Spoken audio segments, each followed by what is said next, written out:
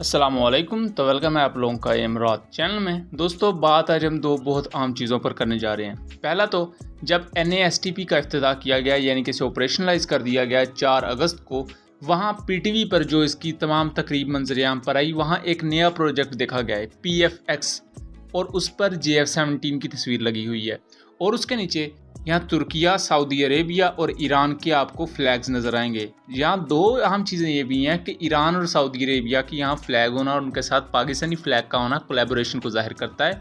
और PFX aircraft पहली दफ़ा एक चीज़ निकल कर सामने आ रही है। और दूसरा बात करेंगे कि जो बुर्किना फासो का लीडर है इब्राहिम ट्राओरे, उसने अकेले बंदे ने पूरे के पूरे वेस्ट, नेटो, अमेरिका सबको थ्रैश करके रख दिया अपने एरिया में। और हालात अफ्रीकन कंट्रीज़ में यहाँ तक ख़राब हो चुके हैं कि नाइजीरिया ने माली की इलेक्ट्रिसिटी कट कर दी है। अपने फाइटर एयरक्राफ्ट को उन्होंने टोटली हाई अलर्ट पर रखा हुआ है। नाइजीरियन डिफेंस न्यूज़ इस चीज़ को क्लेम करती है कि JF-17 के थ्रू एक नो फ्लाई जोन इस्टेब्लिश कर दिया गया है नाइजीरिया के ऊपर, कि नाइजीरियन फाइटर जेट्स के अलावा इस एरिया में कोई नहीं दाखिल हो सकता। सो इन तमाम चीज़ों पर बात करते हैं, लेकिन वीडियो में आगे बढ़ने से पहले अगर आप पहली दफ़ा चैनल पर आए हैं तो चैनल को सब्सक्राइब कीजिएगा। एंड वीडियो बेहतर लगे तो इसे ज़रूर शेयर कीजिएगा।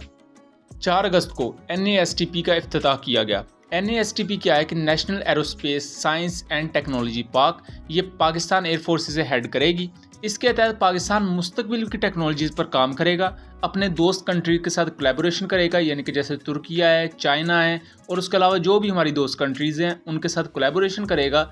मिलकर प्रोजेक्ट्स लेकर चले जाएंगे, जॉइंट डेवलपमेंट होगी, अपना जितना भी इंफ्रास्ट्रक्चर है उसको वसी किया जाएगा। यहाँ सिर्फ एयरफोर्स का सामान नहीं बनेगा दोस्तों। बहुत से लोग ये समझ रहे हैं कि NASTP सिर्फ एयरफोर्स का है, तो ऐसा हरगिज़ नहीं है। यहाँ स्पेस से रिलेटेड सामान बनेगा, आपको आर्म फोर्सेस से रिलेटेड भी चीज़ें देखने को मिलेंगी, जैसा कि ड्रोन्स वगैरह और उस तरह के दूसरे ISR इक्विपमेंट। साइबर सिक्योरिटी पर बहुत ज़्यादा काम होगा और जिसकी पाकिस्तान को बहुत ज़्यादा ज़रूरत है। 4 अगस्त को इसकी जो तकरीब हुई उसकी बहुत सी झलकियाँ PTV पर भी देखी गई। पाकिस्तान का जो नेशनल टेलीविज़न है, अभी NASTP से रिलेटेड एक वीडियो भी रिलीज़ की गई और उस पर हमने डिटेल्ड एनालिसिस बनाया भी है। 4 अगस्त को वो रिलीज़ भी किया, यानी कि पब्लिश भी किया था, लेकिन कुछ वजूहात की बुनियाद पर उसे हमने प्राइवेट कर दिया है। और उस वीडियो को सही वक्त आने पर इंशाल्लाह उम्मीद है कि अगले हफ्ते तक रिलीज़ किया जाएगा, क्योंकि उसमें बहुत ही अहम मालूमात हैं। बहरहाल PTV पर जो झलकियाँ दिखाई गई उसमें यहाँ एक नया प्रोजेक्ट देखा जा सकता है। PFX से नाम दिया गया है।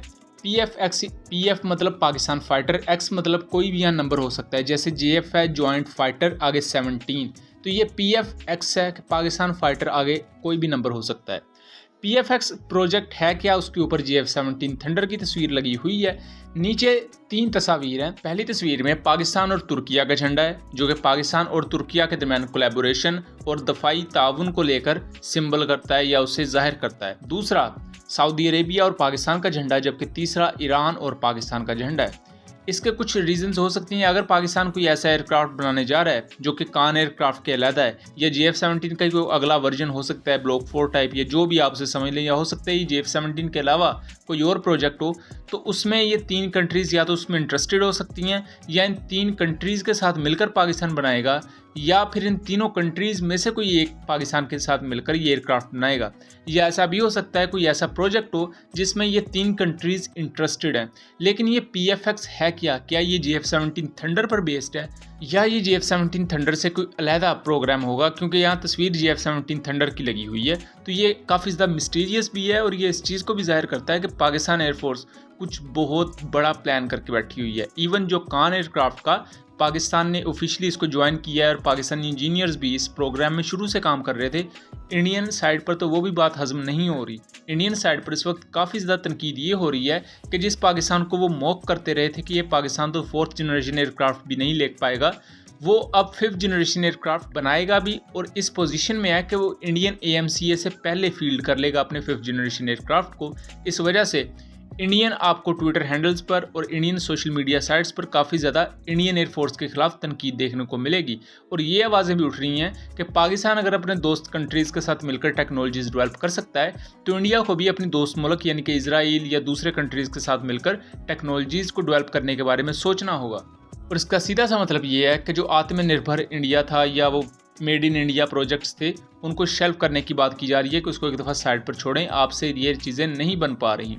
अब यहाँ एक और चीज़ भी है कि ईरान और पाकिस्तान की अगर कोलैबोरेशन होती है तो ईरान के पास जो बेहतरीन टेक्नोलॉजी है वो उनके सुसाइड ड्रोन्स है, और पाकिस्तान ओब्वियसली उसके लिए जाएगा भी अगर कोलैबोरेशन होती है। और ये बहुत अच्छी चीज़ भी है क्योंकि सऊदी अरब और ईरान जो बड़े अरसे तक आपस में लड़ते रहे, अब एटलीस्ट वो किसी एक प्लेटफॉर्म पर यहाँ हमें हाथ मिलाते हुए अच्छे माहौल में दिख भी सकते हैं। दूसरा, ईरानी एयरफोर्स की हालत आप सब जानते हैं कि पुराने फैंटम एयरक्राफ्ट हैं या F-14 और उसके अलावा जितने भी उनके पास एयरक्राफ्ट हैं वो 1970-1980 की दहाई के हैं। तो इसके थ्रू उनके पास भी एक विंडो होगी कि कोई नया इस तरह का एयरफोर्स इक्विपमेंट वो डेवलप कर सके। हम दूसरी चीज़ पर हुआ कुछ यूँ है कि अफ्रीका में 3 कंट्रीज़ हैं, नाइजर, माली, बुर्किना फासो। इन तीनों कंट्रीज़ में हुआ कुछ यूँ है कि पिछले 1-2 महीने में ही कू हुआ है, यानी कि फ़ौजी क़यादत ने बगावत की और वहाँ मार्शल लॉज आ चुके हैं। बुर्किना फासो में जो इस वक्त लीडर हैं इब्राहिम ट्राओरे, वो 35 साला लीडर हैं। उन्होंने अपने मुल्क से फ्रांस के पूरी की पूरी जो कॉलोनियल नेटवर्क था उसको हाड़ बाहर फेंका है, और इसी तरह नाइजर, माली ने भी यही काम किया है। यह मैं बताता चलूँ कि बुर्किना फासो से एक साल में कई किलोग्राम्स में गोल्ड फ्रांस जाता था और दूसरे यूरोपियन कंट्रीज़ में जाता था, जिसका बुर्किना फासो को कुछ नहीं मिलता था। इसी तरह नाइजर में से 50% के करीब जो यूरेनियम है वो यूरोपियन और फ्रांसीसी न्यूक्लियर पावर प्लांट्स को चलाने के लिए यूज़ होता था। अब यहाँ आप सोचेंगे कि फ्रांस की तो कॉलोनीज़ थी यहाँ 1950s से भी पहले की, और ये वो तमाम था जैसे हमारे इन एरियाज़ में पाकिस्तान इंडिया में बरतानिया की कॉलोनी थी। उसके बाद हुआ क्या कि ये खिता जहाँ यूरेनियम, गोल्ड, सिल्वर, टाइटेनियम जैसी बहुत सी कीमती मादनियात मौजूद हैं, वहाँ हर बंदे की नज़र थी। इसी दौरान यहाँ दाइश भी आ गई, जिसे हम ISIS कहते हैं। दाइश जब आई तो उन्होंने इस्लाम का नाम लेकर यहाँ लोगों को कत्ल करना शुरू कर दिया। 2012 में हालात इतने ख़राब हो चुके थे इस इंसर्जेंसी में कि इन ममालिक की फ़ौजें इनको रोकने में नाकाम रही थीं। उसी दौरान अमेरिका और वेस्टर्न साइड एक इत्तेहाद बनाते हैं, उसका नाम था US multi dimensional integrated stabilisation mission in Mali. ये 2012 में हुआ, और इसमें हुआ क्या कि वेस्टर्न साइड की मिलिट्रीज़ और अफ्रीकन कंट्रीज़ की फ़ौजें इन्होंने मिलकर दाइश के ख़िलाफ़ लड़ना शुरू किया।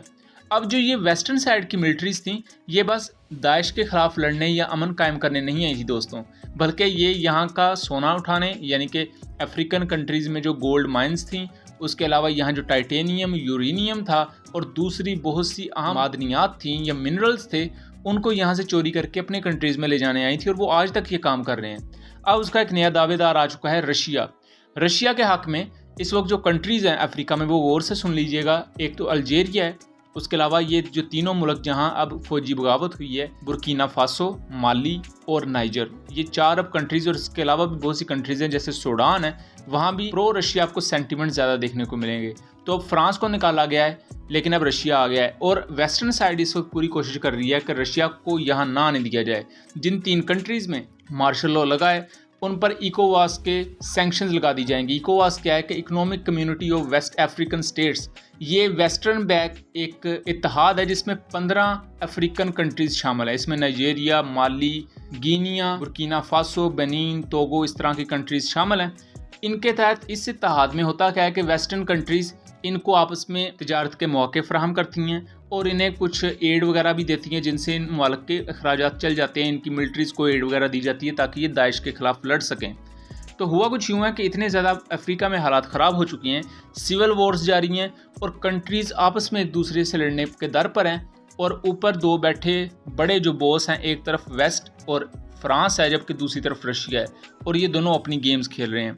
अब यहाँ हुआ क्या है कि इवन नाइजीरिया को भी अब अपनी सलामती की सूरत हाल पर काफ़ी ज़्यादा ख़तरे की घंटियाँ उनको बजनी शुरू हो गई हैं, तो उन्होंने एक नो फ्लाई जोन अपने मुल्क के ऊपर बना दिया है, और इस वक्त उन्होंने डिप्लॉय किए हुए हैं अपने GF-17s और अपने F-7s, जिसको आप यहाँ देख भी सकते हैं।